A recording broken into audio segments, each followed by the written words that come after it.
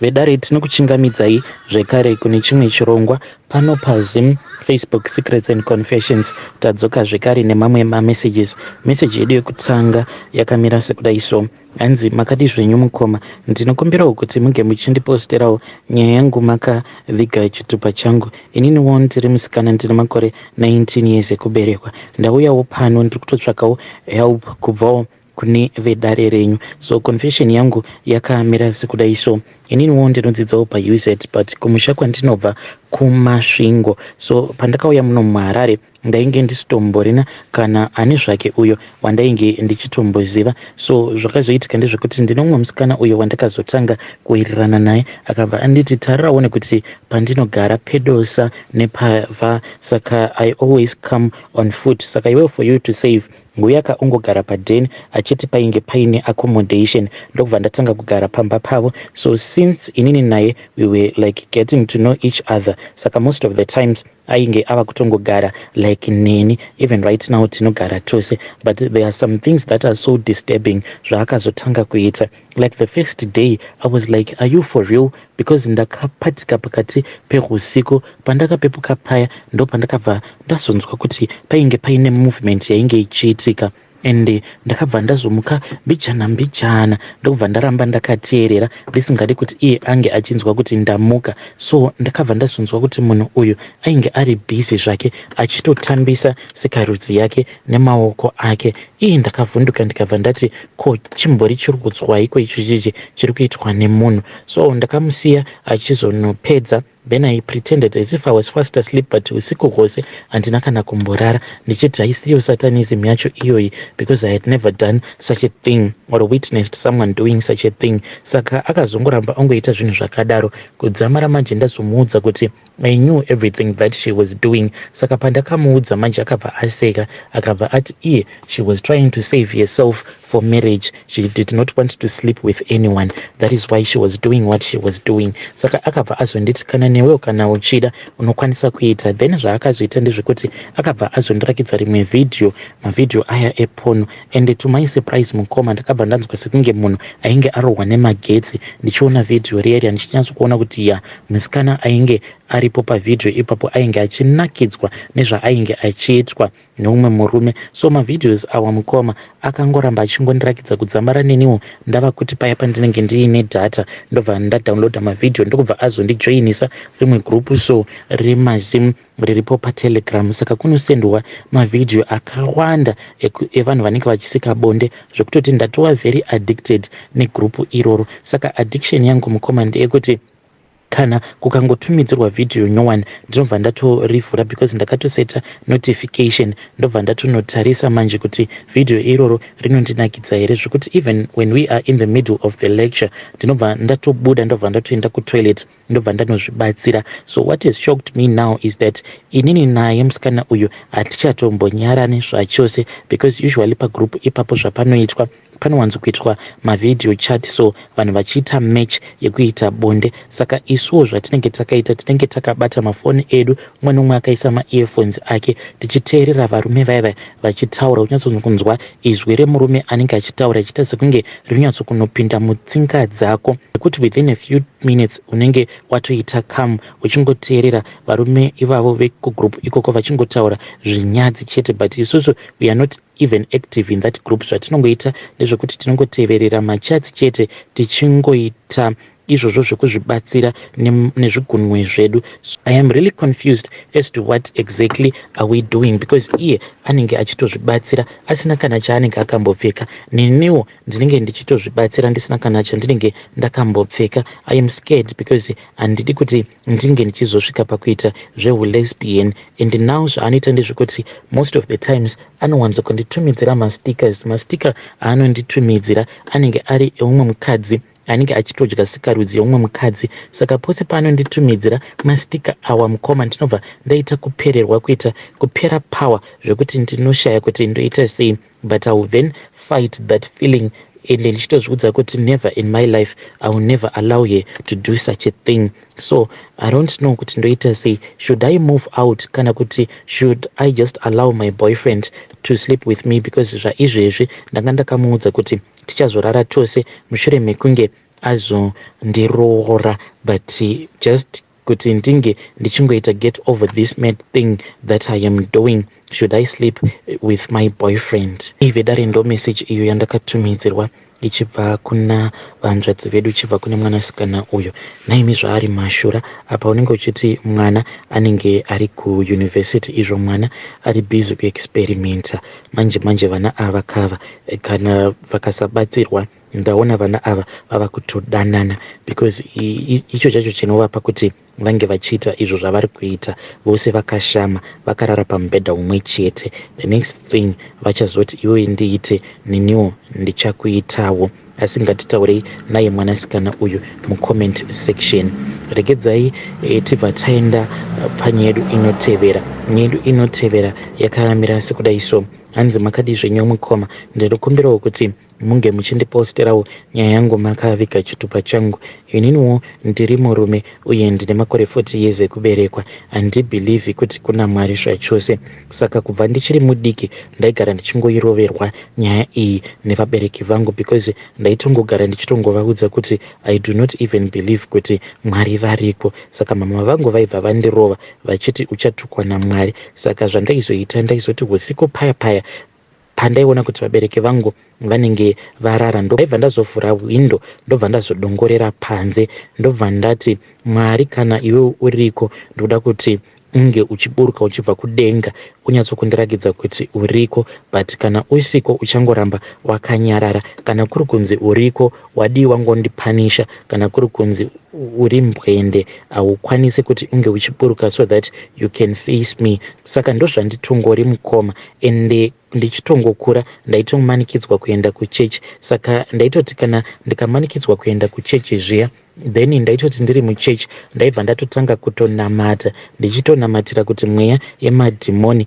inge ichiburuka. Kana kuti paya pastor pavanenge vachiparidza, ndaibva ndatanga kunamatira mweya yemadhimoni kuti inge ichiburuka. Mweya iyoyo ngebva yazotanga kuita kuti pastor ava vange vachizofunga like zvinhu zvehunhubu, vachirara nevakadzi vevanhu. So ndo zvandainge ndichiita ipapo. Then ndakazotiwo ndakura ndava kuzvisevenzera ndikabva ndati kuchurch no more, ndikati I will never go to church ever again in my life. So mukomana nacho ndiyo confession yangu iyo yandinayo. Handisi munhu anonwa doro, handisi munhu ari very bad, but ndo zvandinotongoita izvozvo.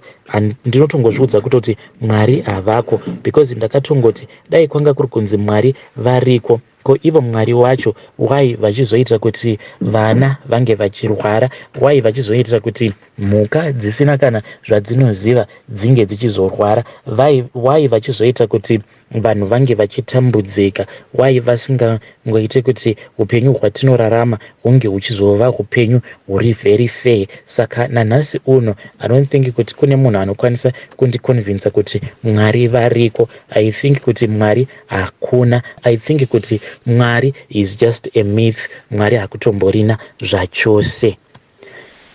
Hey, vedare ndo message iyo yandakatumidzirwa ichibva kuna mukoma vedu. Zvakangoma hazvo vedu we. Hanzi I don't believe kuti Mwari variko. Ngatitaurei navo mukoma vedu ava mucomment section. Regedzai tibva taenda panyaya yedu inotevera.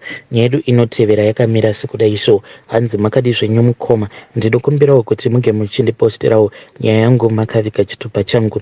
Inini mukoma ndiri murumewo, but ndine mudzimai wangu, but zvaizvezvi mudzimai wangu handitombozivi kuti mudzimai wangu akaenda kupi. So mudzimai wangu uyu ndakangosvikawo pamba anditiza, ende izvezvizvi kana mari chaiyo yerent handitomborina, because mudzimai wangu ndiye wandainge ndakapa kadhi rekubhengi macho imomo mandinopiwa mari yepay. Saka murungu iye ari kuti Monday pandichadzokera kubasa ndo paachakwanisa kundipa mari. So ndichazoti kana ndasvika kubasa then landlord ndobva ndazoita kuti vange vachiisirwa mari yavo yerent nemurungu wangu. Saka iye mudzimai wangu kana foni yake mukomanashe, foni yake haasi kana kutombobata, ndinotoifonera mamessages angu anotomavhura, ende unotomuona kutoti munhu uyu atori online.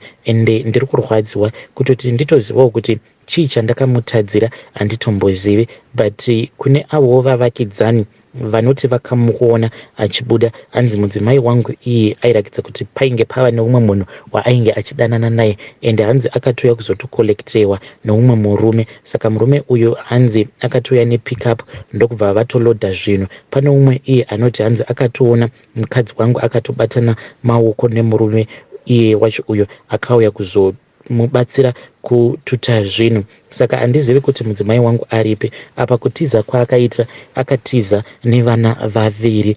Iniwo wacho ndiri munhu wekuti handitomborinawo hama dzakawanda, saka ndainge ndichitozviudza kuti vana vangu nehanzvadzi yangu ndo hama dzangu idzodzo. Ende kubva zvakazoshayika amai, then hama dzaamai dzakabva dzazongotanga kungotivenga. Nanhasi uno hama dzaamai kunyange ndikataura navo vanongoti ignore. Ndokusaka ndisina kana munhu wandingati uyu ndiye hama yangu kunze kwehanzvadzi yangu. Saka ndikutsvagawo rubatsiro kubva kune vedare renyu. Kunyange pandichadzokera kubasa musi weMonday handizivi kuti ndichakwanisa kuwana simba rekushanda here, because kubva zvandakabva kubasa, because ndakabva kubasa wainge uri musi weFriday, ndo pandakabva ndazoona kuti mumba mainge muri empty, musina kana chainge chimborimo. Ndikabva ndatoziva kutoti apa ndainge ndatotizwa nemukadzi. Kubva ipapo appetite yangu yakabva yapera. Izvezvi ndinoti kana ndikada kuisa something kumuromo ndinobva ndanzwa ndichida kutorutsa, handina kana appetite, but now ndava kunzwa kuti ndaziya manje nenzara, because ndatova nemazuva ndisina kana chandambodya. Please vedare, ndinokumbirawo kuti munge muchindibatsirawo nema-advices. Ndichange ndichitevererawo mucomment section. Vedare ndo message iyo yandakatumidzirwa ichibva kuna mukoma vedu. Please ngatizamei kuti tinge tichitaura navo mukoma vedu ava mucomment section. Naimi zvazvakangoma hazvo vedu we, please ngatitaurei navo mukoma vedu ava mucomment section. Hanzi ndatova nemazuva ndisingadyi. Apa dzimwe pfungwa dziri kunditi wadiwa ngozviuraya, uchararamirei? Mukadzi akutiza nevana, apa rent asi asina kubhadhara, mumba akatora property yose, saka uchararamirei? Zvakangoma hazvo vedu we. Rekedzai tibva taenda panyaya yedu inotevera. Nyaya yedu inotevera yakamira sekudai so. Hanzi makadii mukoma? Inini ndine makore 26 years ekuberekwa. Ndakambotiwo ndiri kuzvima 19 years or 20 years ikoko ndaiva ndine anemia, so I would crave ivhu remuchenje riya rinoita pamiti. So at one point ndakaona muti waiva wakazara muchenje, asi muti uyu panzvimbo waiva paiva zvekare nechiheji chiya chaiswa kunze kwechivanze, especially kana pamba pachinge paine fence. Chiheji chacho chedark green chinoita tumaruva twepink, so zvekare chiine minzwa.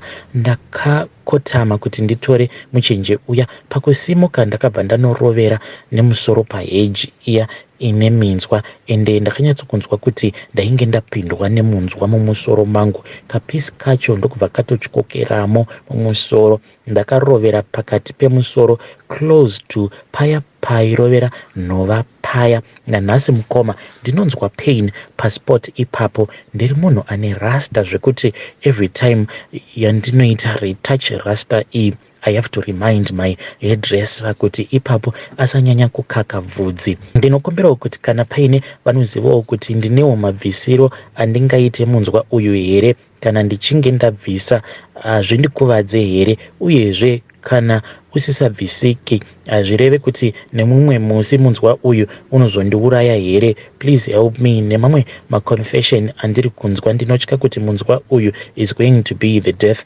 of me, emoji of a crying person. Mondiudzawo mukoma kana muchinge maposta nyaya yangu. Vedare ndo message iyo yandakatumidzirwa ichibva kuna I think ichibva kuna vahanzvadzi vedu. Ngatitaurei navo mucomment section. Ngatitaurei navo mucomment section. Asi zvakangoma hazvo vedu we. Inini advice yandavaudza ndeyekuti mhanyai kuchipatara munoitwa mascan, nekuti uyu musoro wenyu uyu watiri kutaura nezvawo kana kuri kunzi munzwa iwoyo unenge wakanobaya somewhere, munofanira kuti munge muchimhanya muchienda kuchipatara. Do not wait any longer, otherwise munokwanisa kuzokanganisika. So I hope kuti vachaenda kuchipatara. Rekedzai tibva taenda panyaya yedu inotevera. Nyaya yedu inotevera yakamira sekudai so. Hanzi makadi zvenyu mukoma, ndinokumbirawo kuti munge muchindiposterawo nyaya yangu makavika chitupa changu. Inini mukoma ndakatombozama kukomenta suicide, but munhu akatondibatsira ainge ari mumwe musikana uyo wandainge ndichidanana naye. Saka panguva yacho handina kukwanisa kumubudira pachena, but zvinondirwadza manje because musikana uyo akabva azondiramba, and achindiramba akabva ati iye ainge asingadi kudanana nemunhu ane mweya wekupota achida kuzviuraya. But zvakaitika mukomana ndezvekudai so. Apo pandainge ndichiri kuma 14 years ndainge ndiine tumwe tuvazukuru twangu twandainge ndichirara natwo. Saka twuvazukuru utwu kamwe kacho kainge kaine 6 years, kamwe kainge kaine 8 years. Saka sezvo ndainge ndichiri kudevelopa, pane pamwe mukomanashi patakazongotanga kungoudzana nyaya kuchikoro, then umwe akabva azoti iye ainge akaona vabereki vake vachiita bonde, saka ainge ava kutopota achivadongorera vabereki vake vachiita bonde because vainge vachingogara mu1 room. Saka vabereki vacho vaiti paya pavanenge vachifungidzira kuti vana vanenge varara ndo pavaibva vazotanga kuita bonde. Saka iye aizomuka manje obva avadongorera achivaona vachiita bonde vari pamubhedha. Saka aitiudza zvose. Saka taiti tichiudzwa zvose izvo zvaainge achiona, taitota sekunge nesuwo tainge tichitoona sort of like a movie. Saka zvinhu izvozvo zvakabva zvazondiafekta mubrain dzangu zvekuti ndainge ndava kungogara ndichingonzwa kuda kuita bonde nevasikana. Apa ndainge ndichiri pazera riya rekuti ndainge ndichiri kutya vasikana. So mukoma zvandakazotanga kuita manje ndezvekuti ndaiti ndichiona tuvazukuru twangu tuya tuchigeza, because dzimwe nguva taitongonzi namama tinge tichigeza pamwe chete kuitira kusevha mvura. Saka ndaibva ndazotanga kutarisa ndichizviona kuti sikarudzi yangu nesikarudzi dzavo dzinenge dzakasiyana because vainge vari vasikana. Then ndaizoti kana varara paya usiku ndopandaibva ndazomuka, ndobva ndazobatidza rambe, ndobva ndazotanga kuvavhura makumbo avo ndichitambisa sikarudzi dzavo. Mukomana nashi ndozvandainge ndichiita zonosvika one day ndichitoda kutoita bonde navo, but ndikabva ndangonzwa zvichindirambira. Saka pose pandinofunga nezvayo nyaya iyi ndinobva ndanzwa ndichida kuzviuraya, like ipapo akazondibata ndichida kutozviuraya uyo musikana wandainge ndichidanana naye. But now mukomana nacho pandinodanana naye haatombozvizivi kuti ndiri munhu uya anopota achibatwa nepfungwa dzekuda kuzviuraya, kuti I am such a bad person because ndakatomboda kubata zvivazukuru zvangu izvi chibharo. Ndinokumbirawo kuti vedare renyu vange vachindibatsirawo. Vedare ndo message iyo yandakatumidzirwa ichibva kuna mukoma vedu avo. Rekedzai tinge tichitaura navo mukoma vedu ava mucomment section. Pakaipa. Rekedzai tibva taenda panyaya yedu inotevera. Nyaya yedu inotevera yakamira sekudai so. Hanzi makadi zvenyu mukoma, ndinokumbirawo kuti munge muchindiposterawo nyaya yangu makavika chitupa changu. Naimi zvinoitawo here kuti unge uchiudzawo munhu kuti mukadzi wako ari kukuhurira, because kumaraini kwedu kunoku kune mumwe mukadzi uyo wandakatobata red handed aine chikomba. Zvakaitika zuva iroro ndine mumwe mufesi wangu uyo mushure mekunge ndatenga motikari. Saka nekuda kwekuti inini handisati ndava nelicense ndakabva ndazomuti uyaka umbonditora tinge tichimborwa marounds kuti ndione kuti motikari iyi iri ball plus iwewe sezvo uri munhu ane experience unokwanisa kundionerawo maburi. Saka mukuzonorova maround ndopandakazoona imwe motikari yekuziva, ndokubva ndazoti iyo motikari ndaiziva. So ndokubva azodhiraivha tikabva tanopakawo mupaki muyamya, but tainge tiri nechekure. Ndikabva ndatoona kutoti kozvairi imwe member yandinotoziva zvekare noumwe mukadzi weumwe muchinda wandinoziva vainge vakatogara vachigarisana pamakumbo vachiita kukisana vachidyisana zvavainge vachidyisana. Saka mukoma takabva tazongobuda zviri mupaki muya, iwo havana kana kutombotiona. Mukoma ndakatomubata red handed. Saka ndizive kuti zvinhu zvakadai zvinotaurika here, because semurume akaroorawo zvinhu zvinondirwadza.